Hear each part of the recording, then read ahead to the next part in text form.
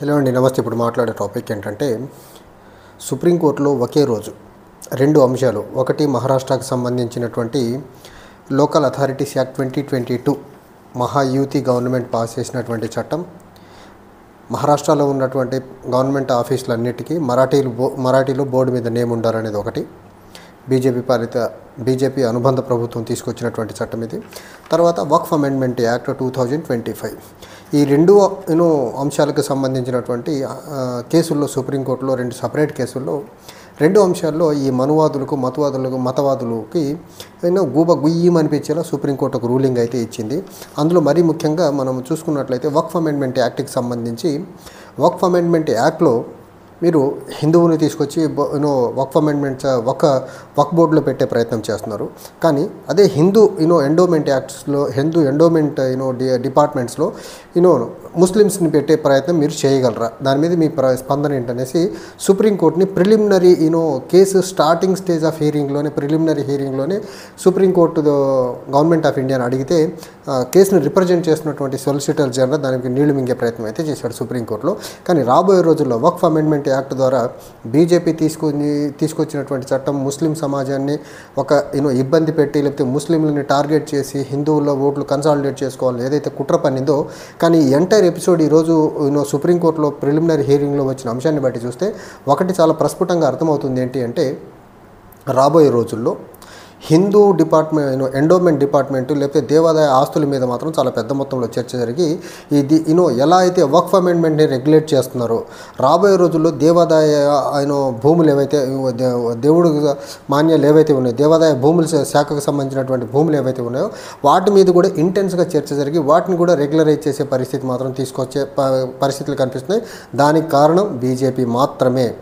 BJP తీసుకున్నటువంటి ఈ నిర్ణయం ఏదైతే ఉందో వక్ఫ్ వల్ల వక్ఫ్తో ఆకుండా అది రిమైనింగ్ అదర్ మతాలకు సంబంధించినటువంటి రిలీజియస్ ఆస్తులు ఏవైతే ఉన్నాయో వాటి మీద ఇంటెన్స్గా రెగ్యులరైజ్ చేసే ప్రయత్నం మాత్రం జరిగేదానికి ఆస్కారం ఉందనేసి సుప్రీంకోర్టు ప్రిలిమినరీ హియరింగ్లో అయితే తెలిసింది.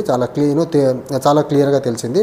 ఇంకోటి మనం చూసుకున్నట్లయితే ఉర్దూకు సంబంధించినటువంటి మహారాష్ట్రలోని లాతూర్ జిల్లాలోని ఒక మున్సిపల్ కౌన్సిల్ను మాజీ కౌన్సిలర్ ఒక అతను కేసు వేశారు. ఫస్ట్ మున్సిపాలిటీని అప్రోచ్ అయ్యాడు అతను. ఉర్దూలో ఉన్నటువంటి బోర్డు మీద ఉన్నటువంటి ఉర్దూ పేరు తీసేయాలనేసి అక్కడ అతనికి రిలీఫ్ దొరకపోయేసరికి మహారాష్ట్ర హైకోర్టును అప్రోచ్ అయ్యారు. హైకోర్టులో కూడా రిలీఫ్ దొరకపోయేసరికి సుప్రీంకోర్టును అప్రోచ్ అయ్యారు. సో సుప్రీంకోర్టును కూడా అప్రోచ్ అయ్యే క్రమంలో సుప్రీంకోర్టు చాలా క్లియర్గా చెప్పింది ఏంటంటే భాషాపరమైన ఒక Hindi for Hindus as well as Urdu for Muslims అంటే మాత్రం దేశం యొక్క యూనిటీ దెబ్బతినే దానికి ఆస్కారం ఉంది.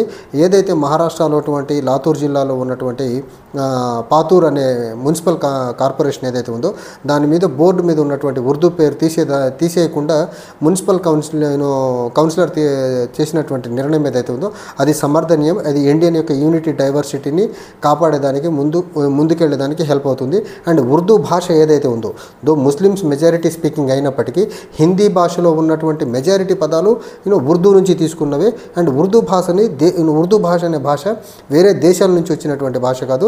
స్థానికంగా వివిధ ప్రాంతాలు, వివిధ మతాలు, వివిధ జాతుల మధ్య జరిగినటువంటి సంభాషణలో నుంచి పుట్టుకొచ్చిన భాషే ఉర్దూ భాష. అండ్ చెప్పాలంటే ఉర్దూ భాష అనేది completely A native Indian language. It is developed in the Deccan region, flourished in the north India and central India. So ఆ భాష పుట్టింది ఇంకా చెప్పాలంటే డెక్కన్ రీజియన్లో ఉన్నటువంటి హైదరాబాద్ లాంటి ప్రాంతం నుంచి పుట్టినటువంటి భాష. అలాంటి భాషని ముస్లిమ్స్ భాష, వేరే దేశాల నుంచి వచ్చే భాషగా చిత్రీకరించే ప్రయత్నం ఏదైతే బీజేపీ చేస్తుందో అది సమర్థనీయం కాదు అని సుప్రీంకోర్టు చాలా క్లియర్గా మొట్టికాయలు వేసే ప్రయత్నం చేసింది. అండ్ ఆ కేసుని చాలా కంప్లీట్గా కొట్టేసి మహారాష్ట్రలోని ఏదైతే లోకల్ అథారిటీస్ యాక్ట్ ఏదైతే 2022 తీసుకొచ్చారో ఆ యాక్ట్ ప్రకారం మరాఠీతో పాటు ఇతర లోకల్గా ఉన్నటువంటి ఏ భాషల మీద పేరు పెట్టినా నాట్ ఓన్లీ జస్ట్ ఉర్దూ ఏ భాషల్లో పేరు ఉన్నప్పటికీ తీసేదానికి ఆస్కారం లేదు. అండ్ లాంగ్వేజ్ యొక్క ప్రయారిటీ ఏంటంటే it is a mode of communication. So mode of communication and లోకల్గా ఆ పర్టికులర్ భాష మాట్లాడే ప్రజలు ఉన్నప్పుడు వాళ్ళకి అడ్మినిస్ట్రేషన్ ఆ భాషలో జరిగేదానికి తప్పేం లేదు. సో అలా ఉర్దూని మాత్రం కొనసాగించడంలో తప్పు లేదు అని చాలా క్లియర్గా చెప్పి మత ఛాందస్యవాదులు ఎవరైతే ఉన్నారో ఉర్దూ భాషను టార్గెట్ చేయాలనుకునే వాళ్ళకి మాత్రం గట్టిగా ఒక లెంపకాయలు లేసినంత పని సుప్రీంకోర్టు చాలా పర్ఫెక్ట్గా చేసింది. అండ్ ఇక్కడ లాంగ్వేజ్ ఒక ప్రాంతానికో ఒక మతానికో కట్టబెట్టడం కరెక్ట్ కాదు అనేది మాత్రం చాలా క్లియర్గా చెప్పారు. అండ్ లాంగ్వేజ్కి మతానికి ఎలాంటి సంబంధం లేదు. లాంగ్వేజ్ అనేది ఇట్ ఈజ్ కమ్యూనికేషన్ మోడ్ ఒకటి, అట్ ద సేమ్ టైం ఆ ప్రాంతంలో డెవలప్ అయ్యి ఆ ప్రాంతంలో మాట్లాడుతున్నటువంటి భాష, దానికి మతానికి ఎలాంటి సంబంధం లేదనేసి చాలా చాలా క్లియర్గా చెప్పే ప్రయత్నం చేసింది. ఆ అంశం వస్తే, మతపరమైన అంశాలు తీసుకురావాల్సి వస్తే, హిందీ అనే భాష, హిందీ అనేది పుట్టుకొచ్చింది హిందావి అనే పర్షియన్ రీనో భాష నుంచి. పర్షియా అంటే ఈరోజు ఉన్నటువంటి రష్యా. సో రష్యా నుంచి వచ్చిన పదమైనటువంటి హిందావి నుంచి హిందీ పుట్టుకొస్తే మాత్రం ఈ మతవాదులకు ఇబ్బంది రావట్లేదు. కానీ భారతదేశంలో పుట్టిన భాష, భారతదేశంలో డెవలప్ అయిన భాష, భారతీయ సంస్కృతుల్లో నుంచి పుట్టిన భాష అయినటువంటి ఉర్దూ మీద మాత్రం వీళ్ళకు రకరకాల ఆక్షేపణలు, రకరకాల ఇబ్బందులు, రకరకాల రకరకాలుగా దాన్ని ఇబ్బంది పెట్టే ప్రయత్నం చేస్తున్నారు. ఆ విషయాన్ని కూడా సుప్రీంకోర్టు చాలా క్లియర్గా చెప్పింది. హిందీ అనే పదం పుట్టింది హిందావి నుంచి. హిందావి అనే పదం అబ్సల్యూట్లీ ఏ పర్షియన్ వర్డ్. ఆ పర్షియన్ వర్డ్ నుంచి పుట్టిందే ఈ హిందీ అని చెప్పే ప్రయత్నం చేశారు. అండ్ ఈరోజు హిందీ అని మాట్లాడుకునే బీజేపీ వాళ్ళు కానివ్వండి, ఉత్తర భారతదేశపు హిందీ స్పీకింగ్ స్టేట్స్ ఏవైతే ఉన్నాయో ఆ హిందీలో ఉన్నటువంటి మెజారిటీ పదాలు ఉర్దూ నుంచి ఉన్నాయనేది మాత్రం గుర్తెరిగి బిహేవ్ చేసుకుంటే చాలా బాగుంటుంది. అండ్ లాంగ్వేజ్ అనేది ఇంత కల్చర్కి ఒక యార్డిస్టిక్ మెజర్ లాంటిది తప్ప దానికి మతానికి ఎలాంటి సంబంధం లేదని చాలా క్లియర్గా చెప్పే ప్రయత్నం చేసింది. అండ్ ఈ ఉర్దూ ఏదైతే ఉందో, ఉర్దూ యాక్చువల్గా గంగా జమునావి తహజీబ్, హిందుస్థానీ తహజీబ్ అని చెప్పే ప్రయత్నం సుప్రీంకోర్టు చాలా క్లియర్గా చెప్పింది. అండ్ లాంగ్వేజ్ అనేది చాలా చాలా క్లియర్గా దానికి ఎలాంటి మతపరమైన అంశాలకు ముడిపెట్టడం సమంజసం కాదు అని చాలా క్లియర్గా చెప్పింది. అండ్ ఏదైతే లాతూర్ జిల్లాలో నుంచి పాతూర్ మున్సిపల్ కార్పొరేషన్ ఏదైతే ఉందో ఆ మున్సిపల్ కార్పొరేషన్ తీసుకున్నటువంటి నిర్ణయాన్ని మాత్రం 100% సమర్థించే ప్రయత్నం సుప్రీంకోర్టు చేసింది. సో ఈ రకంగా బీజేపీని మోస్తున్నటువంటి కొద్ది మందికి మాత్రం సుప్రీంకోర్టులో వచ్చినటువంటి 2 రూలింగ్స్, అది వక్ఫ్ అమెండ్మెంట్కి సంబంధించిన దాంట్లో నాన్ ముస్లిమ్స్ని పెడుతున్న విధానం ఏదైతే ఉందో అది హిందూ సంస్థల్లో పెడతారంటే దానికి బీజేపీ వాళ్ళ దగ్గర ఆన్సర్ లేదు. తర్వాత ఉర్దూ భాష మీద సుప్రీంకోర్టు దాకా వెళ్ళిన రిలీఫ్ దొరకపోవడం, నిజంగా ఈరోజు మత ఛాందస్యవాదులకి నిన్నటి నుంచి సుప్రీంకోర్టులో వచ్చిన రూలింగ్ని బేస్ చేసుకుని నిద్ర పట్టుకుని ఉండేదానికి ఆస్కారం చాలా ఎక్కువగా ఉంది.